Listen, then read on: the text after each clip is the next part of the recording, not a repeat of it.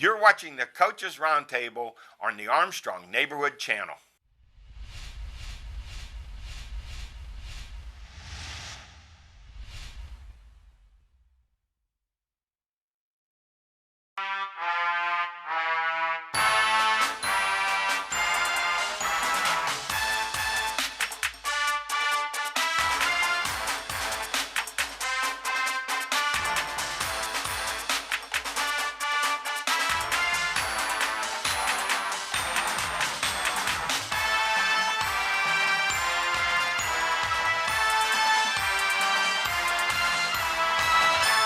Welcome, Coaches Roundtable. I'm Ed Codi. To my right, the Swami, George Abraham. To my left, the Tiger, Albert Campman. Guys, we're moving along with basketball, third way through the season, and the layoffs certainly have not hurt the scoring and the shooting. Let's start with our top scorers. Boys, Matt McDonough, North Allegheny, 36. Devin Carney of Butler, 33 and 24. Ryan Lang of Knock, 34 and 21. Joey Dudkowski of Pine Ridgeton, 33. Cole Brooks of Seneca Valley, 29 and 27. Levi Orton, AC Valley, 29. Ethan Plesikoff, Slippery Rock High School, 27. Greg Habib, North Allegheny, 23 and 24. Connor Lysick, Seneca Valley, 24 and 21. Max Rotman, North Catholic, 22. Tasso Safanos of Mars, 22. Mahali Safanos of Mars, 22. Caden Rainey of Union, Reimersburg, 22. Chase Bailey of Karn City, 20. And I have to mention this kid. You guys remember Vinny Cugini of Aquinas Academy. He scored 41 the other night. Last year as a freshman, he averaged 35 points a game. I don't know much more about him. Would like to know more about him. I don't know how big he is, whether he's good enough to play at what level. Yeah, we'll check out what when you talk about that, those scores, Eddie, what comes to mind for me is coaches. I hope you're watching our show. Your defense stinks. I'm seeing the scores of these games in big-time basketball games, 80s, 90s. I mean, I thought it would be the other way around with the layoff. And not practice. I thought the shooting would be way down. Because they're not playing defense. They're not playing any. You understand? You guard some of it. They don't score 80 some points because there's no shot clock. If there was a shot clock, I'd understand why it's in the 80s and 90s. You have control of the game, defensively and offensively. It's let them do what they want and fire, and it drives me nuts. And if you have no chance to win, why make the game longer? Make no sense. I mean, it's frustrating me to no end. And I know a coach will call and say, no, you watch the film. I'll see. No, I don't need to watch the film. The game's 87-79, and there's a lot of them. There's a lot of them, Eddie. It's driving me crazy. And for the girls, Lizzie Grosh of North Allegheny, 26. Neva Ewing of Knock, 25. Ava Black of Mars, 22. Ashlyn Pry of Montauk, 20 and 20.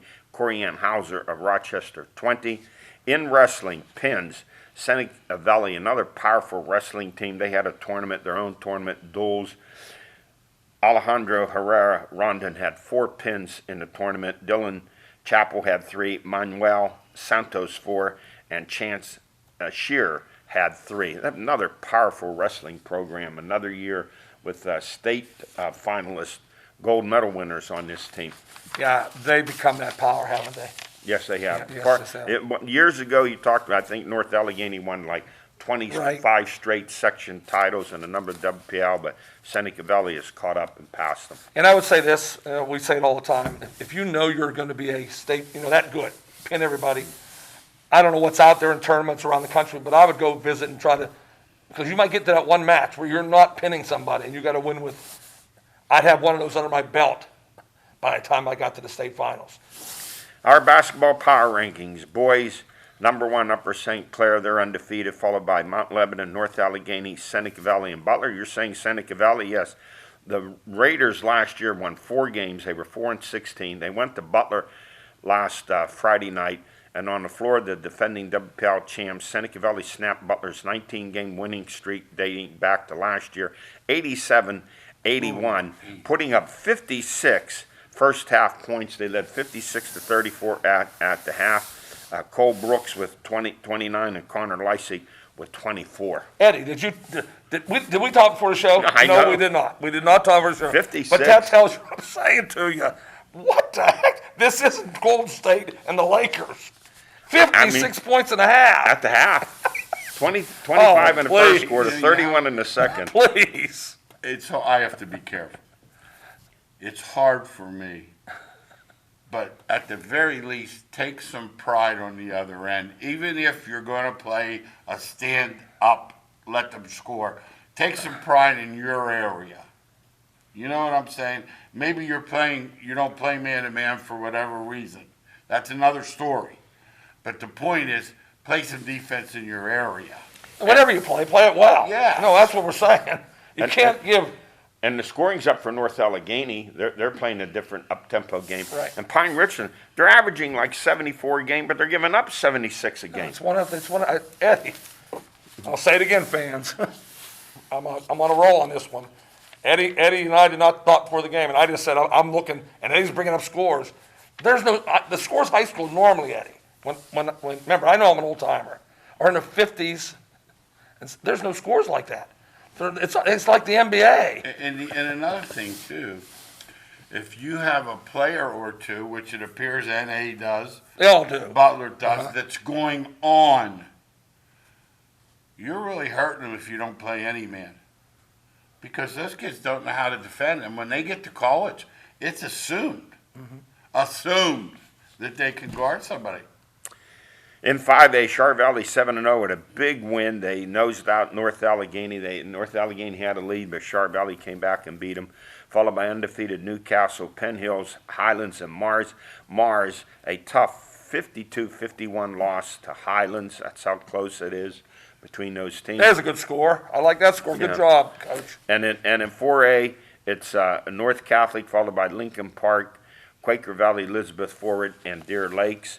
And in 3A, Neshannock, undefeated, followed by undefeated Aliquippa, undefeated Avonworth, Brentwood, and Beaver Falls. In 2A, undefeated Olsh, followed by undefeated Stowe Rocks and undefeated Carlinton. And then you have Monessen, Fraser, and Karn City in there at 4-0. And in 1A, it's Union and Newcastle, undefeated, followed by Bishop Canavan, Aquinas Academy, Eden Christian, and Western Beaver. The team that really is playing great is Avonworth. Avonworth looks like they're a dynamite team this year. I'm going to follow them. They were pretty good last year, I'm going to follow them closely. It looks like Well, they're they really had a good. bad football season year before. Yes, they did. Yes, they went to the Hershey. state championship Yes, they game. did. They beat Wilmington. And in girls, 6A, North Allegheny at the top, followed by Penn Trafford. Penn Trafford with a big win over Norwin the other night. It was last night, just nosed them out by 5 points. Then undefeated Mount Lebanon and Bethel Park. And in Mount Lebanon's back. Mount Lebanon That's is back. interesting. Dory's back. and Dory's back. That's a team that does play defense. Yes. She plays defense. She's won, 3 state Yes. championships? And in 5A, how about Char Valley? They're 6-0. They recorded their 63rd straight win. That's a new record for girls in the WPL in the state. Next up for them is the all-time state record by the West Philly boys of 69 straight. I think there's a good chance they're going to beat it. Well, I'm on a roll today, so I might as well stay on it.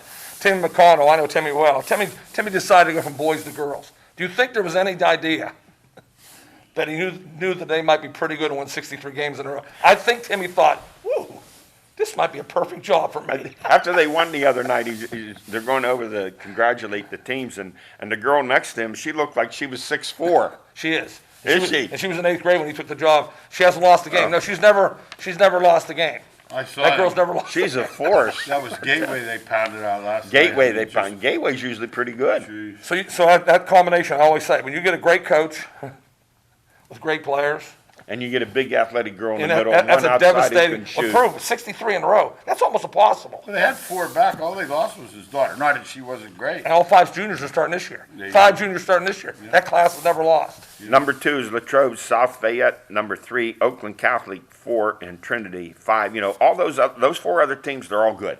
Yes. Any other year, any Exactly, one of good them point. be capable of winning it. Good point. Trinity's been good the last few Yes. years. And in 4A, it's Blackhawk, Southmoreland, Knock with a very good team. They're 3-0, Quaker Valley and Deer Lakes.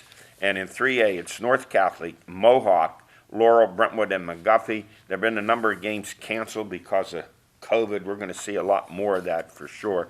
And in 2A, at the top again, undefeated Olsh, followed by undefeated Sarah Catholic, undefeated Burgettstown, Winchester Thurston, and Sewickley Academy, and in 1A, Bishop Canevin. They've had a number of games canceled. They've only played one, followed by Monessen, Riverview, Aquinas, and Eden Christian. Coaches have to be on alert this year. They gotta be watching their team play defense, team play offense, and then making sure they're healthy, getting off the floor. It's a crazy time again. It's amazing that Norwin's even playing because they've shut their school down a number of times because of outbreaks of COVID. That tells you, I'm guessing, the coaches have their players who have an option doing virtual so they're not around the other kids because it's an automatic sit down if they find the COVID. Well, let's move on to our stories of the week. The NFL, the Steelers conducting a purge of coaches. They fire offensive coordinator Randy Fichtner, offensive line coach Sean Surratt. This offensive line has not been the same since Mike Munchak left. The last 3 years, I think their average is about 3.6, 3.7 yards per rush. This year, they were dead last in the NFL with 3.6, which is hard to believe. You would think the Jets would be last and Jacksonville would be last, but it's the Steelers. They fire safeties coach Tom Bradley. This, to me, was an unusual. I didn't know. I thought he was the secondary coach. He only coached the safeties. Terrell Austin coached the corners. Yeah, in the pros. He got, what, 3 safeties? Yeah, they break it down so much in the pros, and it's so different than when we coached, all of us. Overdone. Everything's broken down. And originally, the premise with Austin was to do the reviews and stuff. That was originally why they brought him in.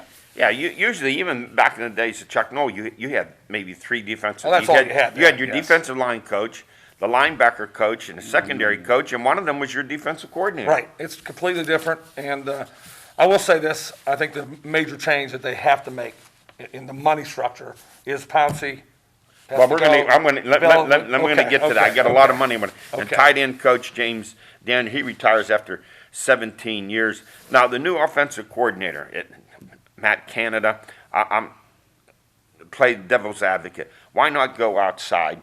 You're going with Canada. You know, he likes a mobile quarterback. He likes to run bootlegs and things like that. Stuff that Ben's not going to do. He'll refuse to do it. Is this a message? He can't do it. To He Ben? can't do it. Now, Art Rooney a year ago said we need to get back to the running game. Obviously, that didn't happen. I think these firings, comes from Art Rooney. He wants changes there. So, what is this? Is Ben a message to him? You're not going to tell Matt Canada what to do. You're not going to draw up these so-called plays in the dirt and run your own offensive system. Well, and Matt Canada, what he runs does not relate to Ben. So it'd be interesting. Maybe they have Ben on the way out. I don't know, because Matt Canada's a guy that uses a lot of motion, a lot of movement, and Ben cannot move. I mean, he can't move at all anymore. So we'll see what happens. Well, look at Ben was 31st in yards per pass attempt at 6.31. And the Steelers were 31st on third down conversions. The only team worse than the Steelers was the Jets. So the offense, you could look at numbers all you want, what Ben did and so on and so forth, passing the ball and the receptions made by the receivers. But the offense really wasn't good. No, it was just decent. It was decent. But what worse with their offense was their defense late in the year. And that's why they couldn't hold up, because the defense fell apart. Now let's get what you were talking about, the purge of the roster, cap issues here. The Steelers were $3 million over the 198 cap when the season ended. The cap's supposed to fall to 175. So you have about 8 players here that have control of most all the money, starting with Ben, who will count $41.2 million against the cap. If he retires, the Steelers can save $22 million. Pouncey, $14.5 million. De Castro, 14.2. Hayden, 15.5. I was shocked to find that. He's out. Cornerback Steven Nelson, 14.2. Vince Williams, 7. And Vance McDonald, 5. And if you want Juju back, as Ben said, he comes back, he wants Juju back, so Ben's moving into the front office. They would have to franchise tag him for $16 million. The thing that I listen closely to is 41 if he stays, but 19 if he goes. Yeah. I mean, come on. What's the difference? And I think if he goes, whatever, they have to give him at least something like $15 million. I don't know if he doesn't get the $5 million bonus, does he? I don't know. I know by March they owe him $18 million if they don't cut him. Okay, well, it's somewhere in that category. What would you do? That sounds like a mess. The sad commentary behind this is there's no quarterbacks out there. Do you understand that, that's why they want him so badly, They because, can't sign anyone. but there's nobody to sign anyway. No. I mean, it isn't like, they grow on trees. Every team, their number one want is quarterback. They need quarterbacks. And even if they wanted someone like Matt Stafford, he's $20 million. Stafford's no better than Roethlisberger, so why would you want Stafford? So for a year at least, I think they're going to go. If Ben doesn't come back, whatever he decides to do, Pouncey said he won't come back without Ben. Let him go too. Yeah, there's $55 million right there. So you go with Rudolph, you see what you could do. Maybe you draft a young quarterback. You need to start purging this roster, and you have to rebuild at some point. They're no different than other teams. Yeah, it's going to happen. It's happened in Dallas. It's happening in New England. It's going to happen. No, it has to happen, not because of the players, because of the money. Because of the money. Yeah, that's When the way you it were is. reading, it didn't sound like there's a way out of that. No, there's You no can't way. get rid of them all, and you can't keep enough of them to matter. If you let Pouncey go, all right, you save $8 million. Pouncey's gone. You let the Castro go, you save $8 million, and so on and so forth. So there's money that has to be paid out there. And then James Conner, they're not going to give him a new contract. No, he's not back. What do you do with Bud Dupree now? He's gone. He's You gone. give him a He's couple. gone for sure. Unless he wants to go back for a couple million. No, he's Boy, gone. he turned down $60 million last year, and then the big contracts coming for Watt and Fitzpatrick the next year. Each of them are going to want that in that $15 million plus range. You give Watt the money and let Fitzpatrick go. You saw him in a normal year. He's an average Joe when there's no pass rush. Yeah, what is it, the Steelers? When there's a pass rush, he's tremendous with a pass rush because he's a smart player. But when there's no pass rush, he cannot run with these players in the league. What's the last Yes. last 7 games, no turnovers for Yes. the Steelers. Well, we'll see what happens. It's going to be an interesting off-season. Changes are going to be made because the Steelers are looking up at younger teams in their own division in Baltimore, Cincinnati, and Cleveland, not to mention Buffalo. And speaking of Buffalo, let's go to the AFC playoffs. Buffalo 17, Baltimore 3.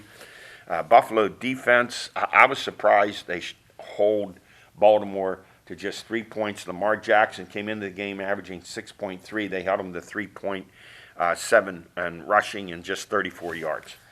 Playoffs are a different bag, buddy. I'm telling you, you better be ready because they gang up, they fire up, and it's proof again that Jackson is just not a great thrower.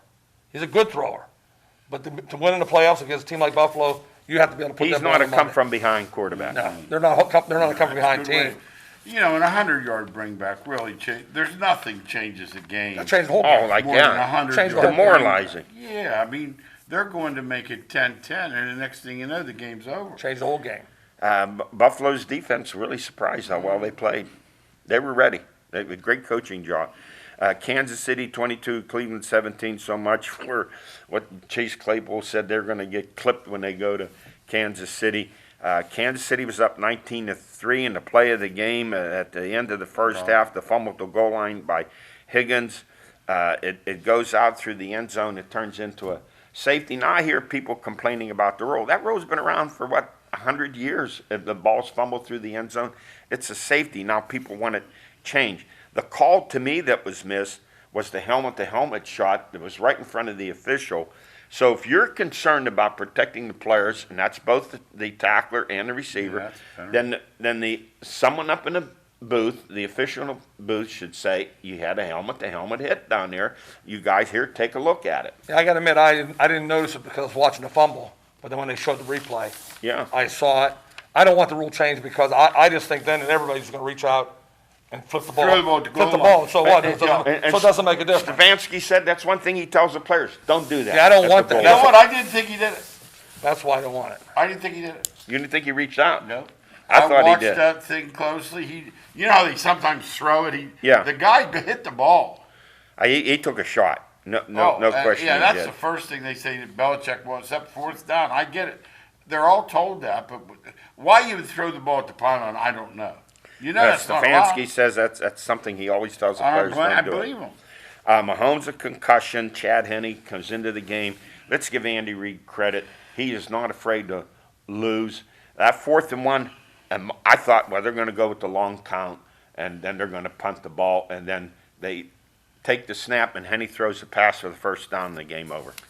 Yeah, it was a play when it works that everybody applauds it, and I say that all the time.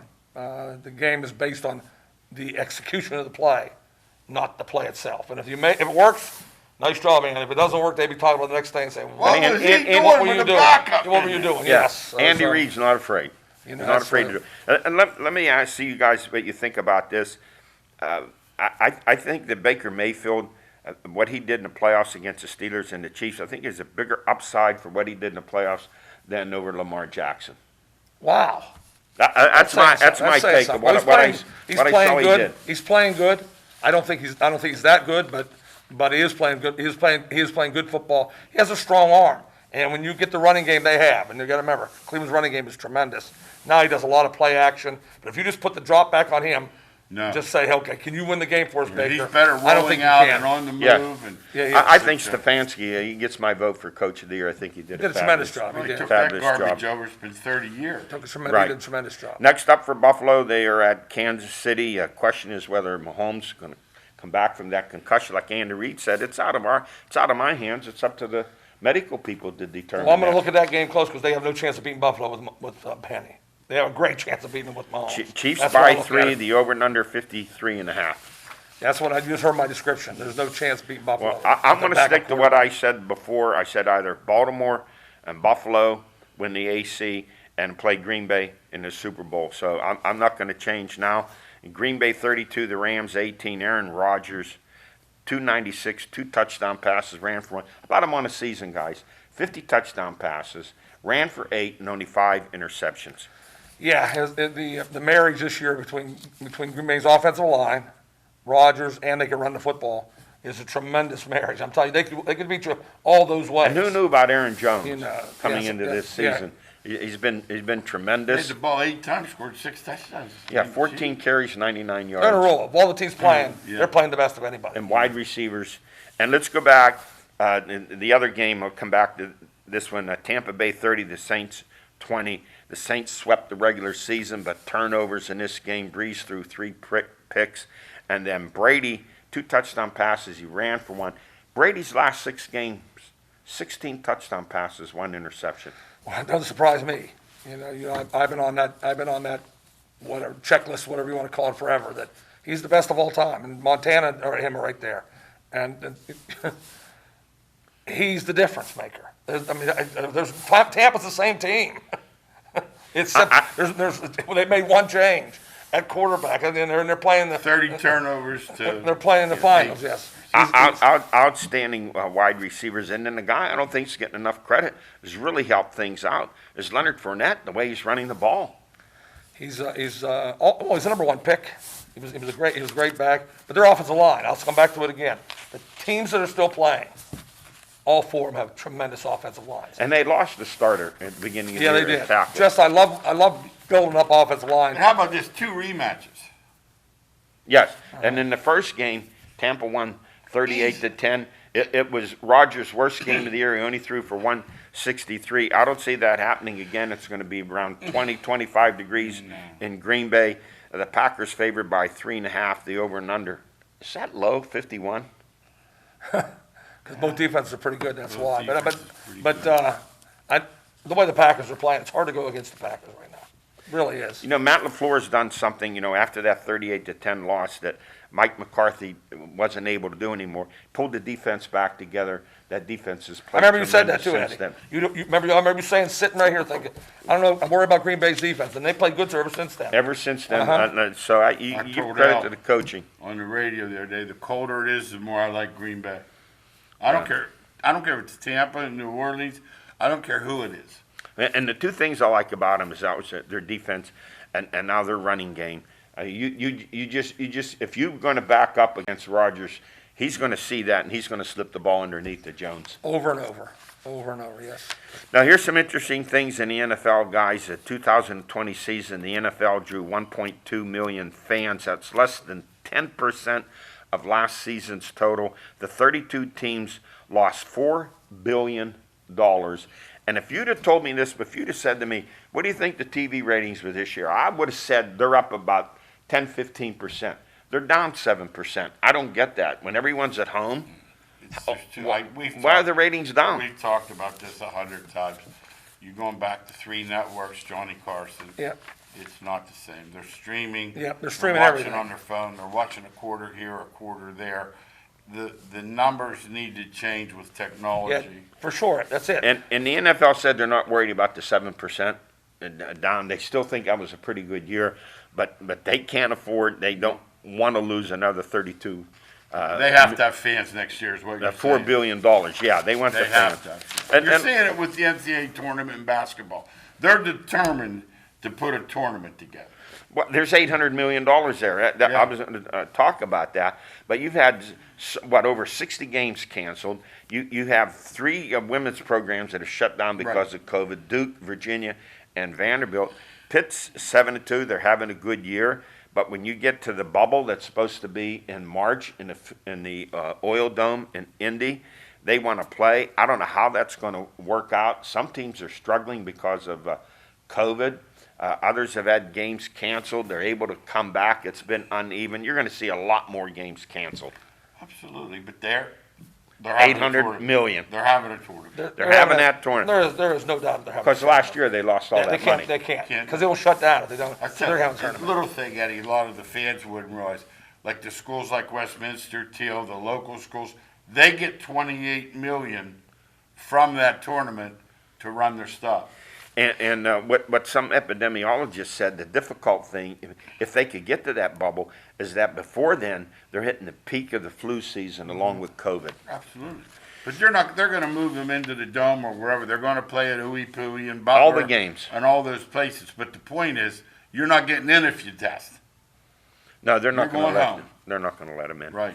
Hey, the National Hockey League, the Pens start off. They're swept in Philly. The Flyers beat them 6-3 and 5-2, 11 goals in 2 games.